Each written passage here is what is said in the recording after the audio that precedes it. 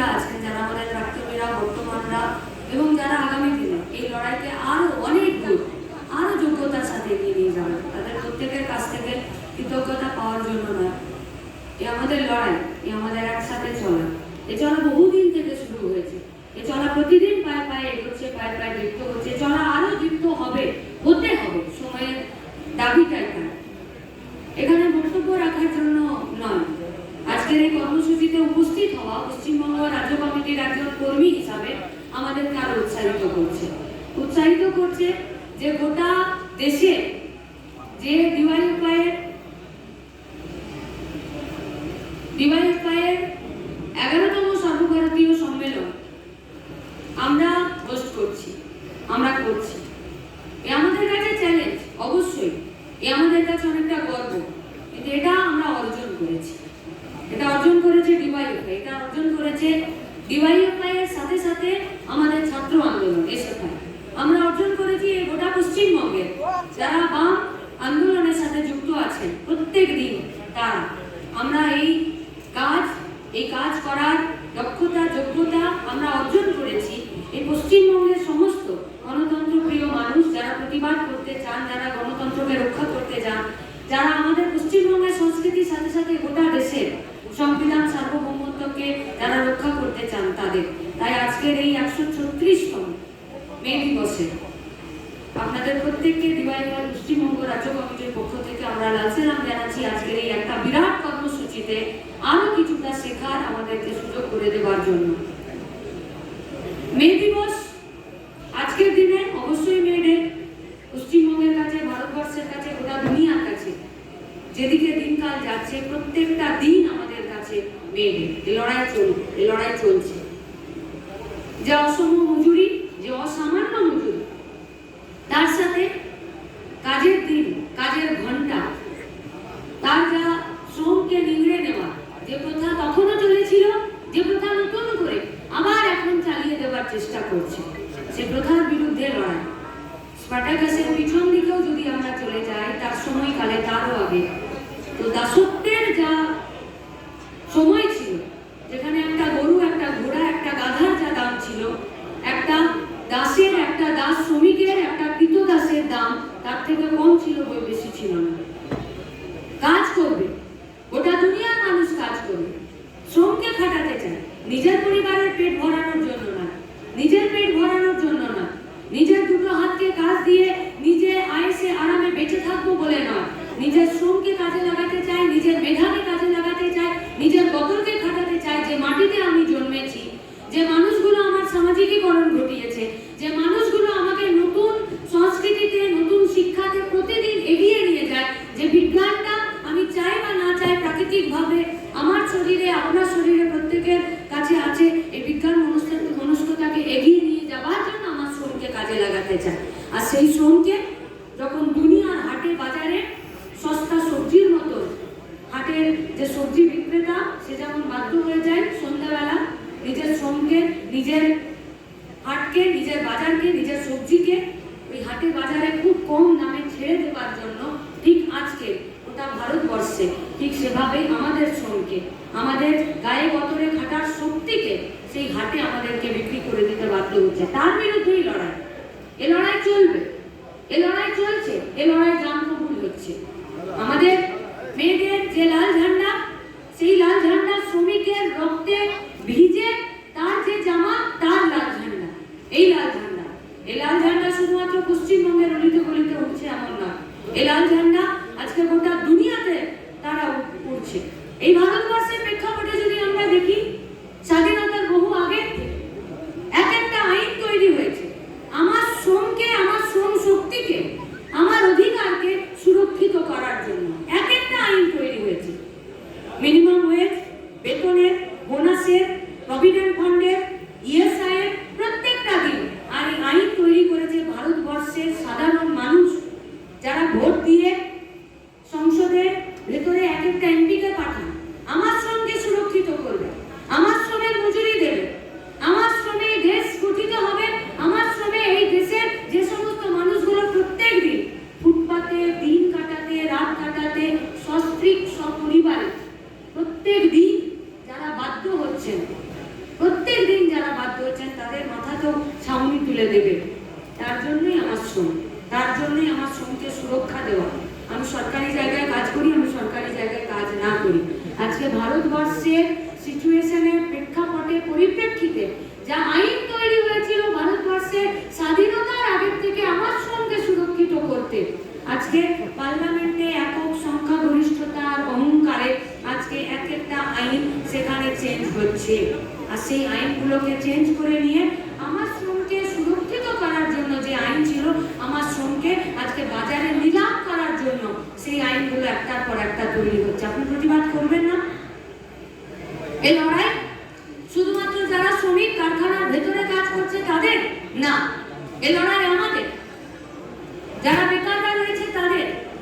আমরা এও জানি যে কারখানার ভেতরে শ্রমিকদের উপরে শোষণ ততটাই তীব্র হয়, ততটাই অত্যাচার আরো বেশি ঘনীভূত হয় কখন? যখন কারখানার বাইরে বেকারদের লাইনটা দীর্ঘ থেকে দীর্ঘতর হয়। আমরা খালি চোখে দেখতে পাই উত্তর 24 পরগনা জেলা এর বাইরে নয়, জুট মিলের বাইরে, ছোট ছোট কারখানার বাইরে, গদন কারখানার বাইরে, যা এখানে ডিফেন্সের সহকারী যে কারখানাগুলো আছে তার বাইরে, ছেড়ে দিন যে কোনো ছোট কারখানা, তার বাইরে বেকারদের লাইন এত লম্বা হচ্ছে যে কারখানার ভেতরে মজুররা আর সুরক্ষিত নয়। তাই তো খুব অনায়াসে সরকারের সাথে যারা অন্য দেশে যায় বিনিয়োগকে নিয়ে আসার জন্য, আমদানি করার জন্য, আবার এখানে পশ্চিমবঙ্গের এই ভারতবর্ষের মাটিতে নতুন করে কারখানা তৈরি করার জন্য, এখানে কর্মসংস্থানের সুযোগ তৈরি করার জন্য তারা ঘুরে ফিরে আসে আর সরকারের পাশের সিটে বসে এখানে এসে প্রথম তার কারখানাতে তারা তালা মেরে দেয় আর সরকার চুপ থাকে। কারণ সরকার আইন তৈরি করে যে তুমি তালা মেরে দিতে পারো, তোমার বাড়িতে এসিটা খুলবে না, কিন্তু তোমার কারখানাতে কাজ করার পরে যার বাড়িতে, যার চুলাতে আগুনটা ধরতো, ধোঁয়াটা বেরোতো, তার ধোঁয়াটা বন্ধ হয়ে যাবে। আর সরকার চুপ থাকে কারণ আইন তৈরি হয়েছে। লড়াইটা যেমন সংসদের ভেতরে লড়বে, লড়াইটা যেমন পার্লামেন্টে লড়বে, লড়াইটা সেরকম রাস্তাতেও লড়বে। আর পশ্চিমবঙ্গে ভারতবর্ষে বাম আন্দোলন, তার প্রতি ভোট, তার প্রতি জনসমর্থনে কিছু চেঞ্জ হয়েছে, কিন্তু লড়াইটা তো থেমে যায়নি। বরং বামপন্থা ভোটের বিচারে দুর্বল হয়ে যাওয়ার ফলে এই আইনগুলো আরো সক্রিয়ভাবে ত্রুটি টিপে ধরছে গোটা ভারতবর্ষের সাধারণ মানুষের, এমনকি গোটা দুনিয়াতে। আমরা গতকালও একটা সেমিনারে ছিলাম, যে সেমিনারে বলেছিল যে দুটো দিক থেকে, একদিক থেকে সামন্ত প্রথা আর একদিকে বুর্জুয়া গণতন্ত্র বা পুঁজিবাদ, এরা দুজনেই নিজের একটা চরম জায়গাতে যেতে চায়। গতকালই একটা সেমিনারে শুনছিলাম আমাদের প্রাক্তন নেতৃত্ব কমরেড আওয়াজ রায় চৌধুরী, তিনি বলছিলেন যে জলসাঘর সিনেমাতে ছবি বিশ্বাস তার ঘোড়া মতিকে সে খাওয়াতে পারছে না, জমিদার ছিলেন, ঘোড়াকে রেখেছে, অন্য একজন কিনতে আসছে, বলছে বিক্রি করে দাও। তিনি আবেগ থেকে, তিনি অহংকার থেকে, তার জমিদারি সত্তা থেকে, জলসা ঘর থেকে, সবকিছু জায়গা থেকে বলছে মরে যায়, মরে যাবো, আমি মতিকে বিক্রি করবো না। এটাও একদিকে চরমতার জায়গা। আর অন্যদিকে পুঁজিবাদের চরমতার জায়গা, সে শুধু নিজের লুটকে, নিজের সম্পদকে, নিজের পুঁজিকে শুধু মুনাফাকে সে বাড়াতে চায়। তার জন্য একটা সময় গত শতাব্দীতে পর্যন্ত ছিল যে কারখানা বাড়াতে হবে, তারও আগের শতাব্দীতে ছিল ম্যানুফ্যাকচারিং ডিপার্টমেন্টে, প্রোডাকশন ইউনিটে লগ্নি করবে, পুঁজির বিনিয়োগ করবে, কিন্তু আজকে সেগুলো বন্ধ হয়ে যাচ্ছে।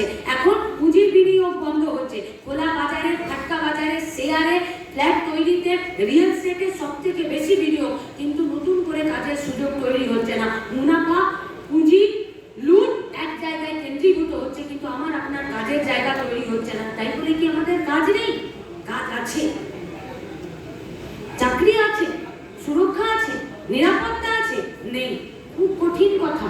ঘোলাটে সময়, পরিবেশ নষ্ট হচ্ছে, কালচার নষ্ট হচ্ছে, পরিবেশ থেকে শুরু করে কালচার সবটাকে নষ্ট করে দিয়ে কেউ কেউ শুধুমাত্র নিজেদের পুঁজি, নিজেদের লুটকে কেন্দ্রীভূত করতে চাইছে। আর তার জন্য পেয়াদা বসিয়েছে, তার জন্য পেয়াদা বসিয়েছে। पुराना हिंदी फिल्म में था कि रंगा और बिल्ला, दो तो गुंडा रहता था, दो तो विलन रहता था, हीरो का ऊपर नहीं, पूरा समाज के ऊपर, पूरा पाड़ा मोहल्ला के ऊपर, यहाँ तक कि फिल्म जो देखने जाते थे उसका जो दिमाग था, उसका दिमाग के ऊपर भी वो लोग अपना जो जिम्मेदारी है, अपना जो काम है, वो काम का वो लोग इफेक्ट रखते थे।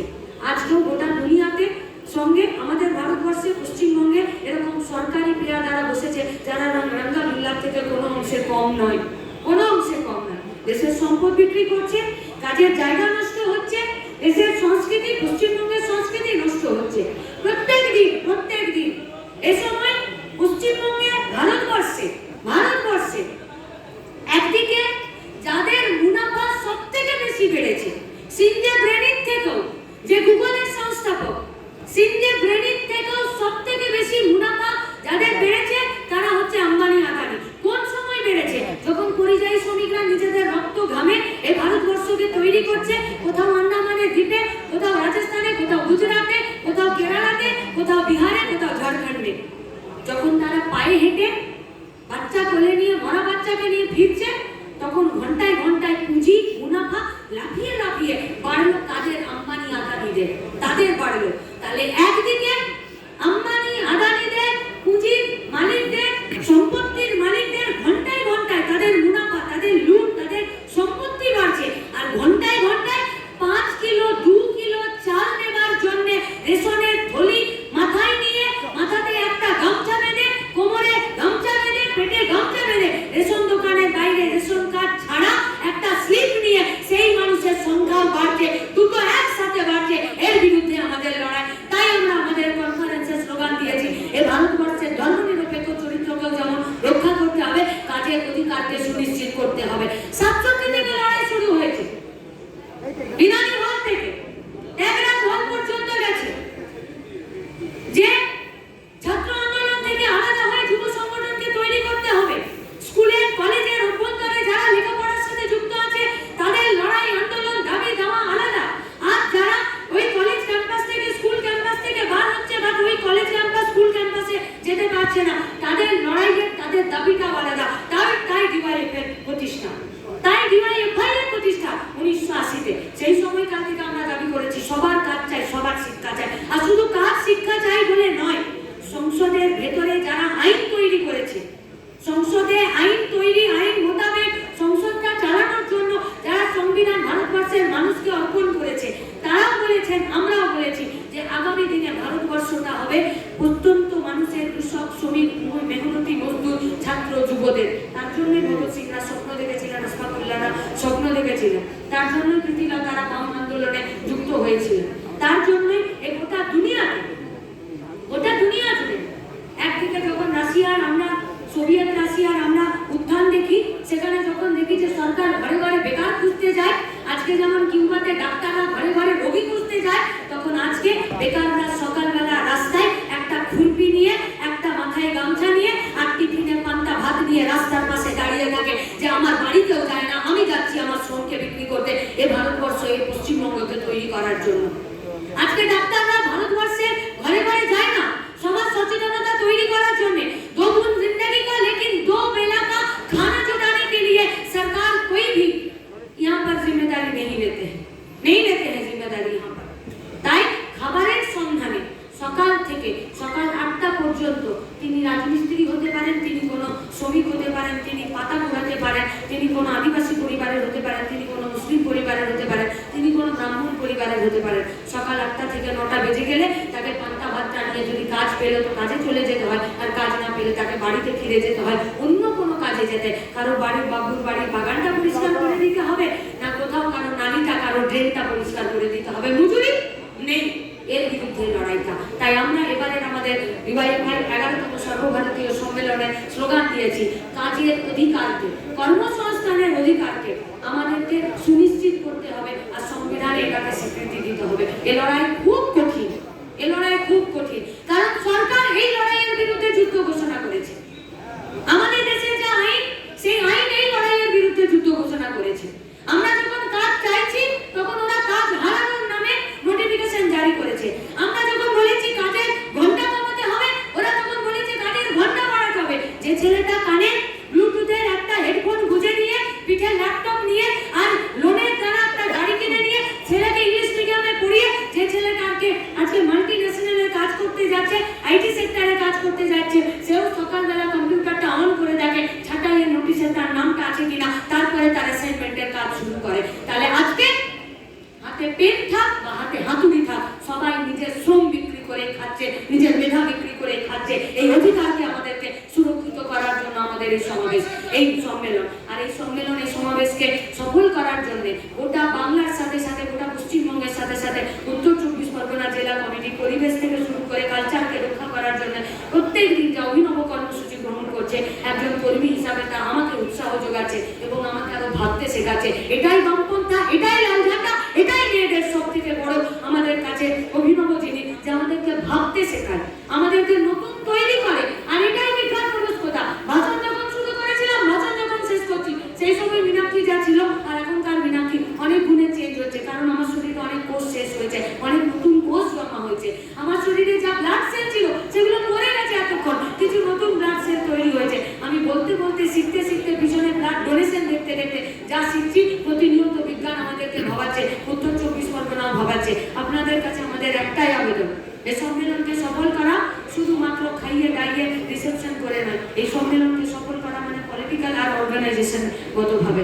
তাই 11ই মে শহীদ কমরেড মহিদুলের বাড়ির থেকে যাত্রা শুরু হয়ে 12ই মে রানী রাসমণি রোডে বিকেল 4টায় গোটা পশ্চিমবঙ্গের নিপীড়িত, অত্যাচারিত, বঞ্চিত, সুইসাইড করেছে এরকম সমস্ত পরিবারের সাধারণ যুবরা, তার সঙ্গে তাদের পরিবারের লোকেরা এসে মিলিত হবে। আর সেই সমাবেশকে এক মিলন তীর্থ, এক ক্ষেত্র ভূমি আমরা তৈরি করতে চাইছি। কাজের দাবিতে, দেশ বেচার বিরুদ্ধে, গণতন্ত্রকে রক্ষা করার জন্য, আমার প্রতিবাদকে রেজিস্টার করানোর জন্য, যে তুমি সুধীরে যাও। সেটা মমতা হতে পারে, সেটা মোদী হতে পারে, সেটা মমতা মোদীর অনুপ্রেরণাতে আর কেউ হতে পারে, যারা বদর না খাটিয়ে লুটে খাওয়ার স্বপ্ন দেখছে। পাড়ার কোনো তৃণমূল বা বিজেপির দাদা থেকে শুরু করে সবকে হয় সুধীরে যাও, নইলে সরে যাও। 12ই মে গোটা পশ্চিমবঙ্গের বুকে রানী রাসমণি রোডে, আর 4 থেকে 15ই মে এই পশ্চিমবঙ্গের বুকে ছাত্র যুবদের নেতৃত্বে পশ্চিমবঙ্গের সাধারণ শুভবুদ্ধি সম্পন্ন মানুষের তাদের দখল হবে। দেওয়াল থেকে শুরু করে রাস্তার দখল নিতে প্রস্তুত আমরা। 10টা দিন শুরু আছে, কাউন্টডাউন শুরু হয়েছে। 12 তারিখ বিকেল 4টার সময় আপনাদের সাথে রানী রাসমণি রোডে দেখা হবে। এই সম্মেলন আমাদের, এই দাবি আমাদের, এই ভবিষ্যৎ আমাদের। এই ভবিষ্যৎকে যদি সিকিউর করতে হয়, সমাজতন্ত্র ছাড়া উপায় নেই। স্বপ্ন দেখতে জানি, স্বপ্ন দেখাতে জানি, স্বপ্ন সফল করতেও জানি। শিখিয়েছে ডিওয়াইএফআই, শেখাচ্ছেন আপনারা। সেই লড়াইয়ে আরো বেশি সমৃদ্ধ করার আহ্বান জানিয়ে আমার কথা শেষ করছি। যারা রক্তদান করছে তাদেরকে লালসেরাম, তারা শেখাচ্ছেন প্রতিদিন। যারা রক্তদানকে সফল করার জন্য সহযোগিতা করেছেন তাদেরকে লালসেরাম। যারা রক্তদানকে সহযোগিতা করার জন্য গোটা এলাকা জুড়ে আজকে এখানে উপস্থিত নেই, বিকেলে হয়তো আসতে পারবেন না, তাদের প্রত্যেকের কাছে এই লড়াইয়ের বার্তা পৌঁছে দেবার প্রত্যাশা আপনাদের কাছে রেখে আমি আমার কথা শেষ করছি। ইনকালাব।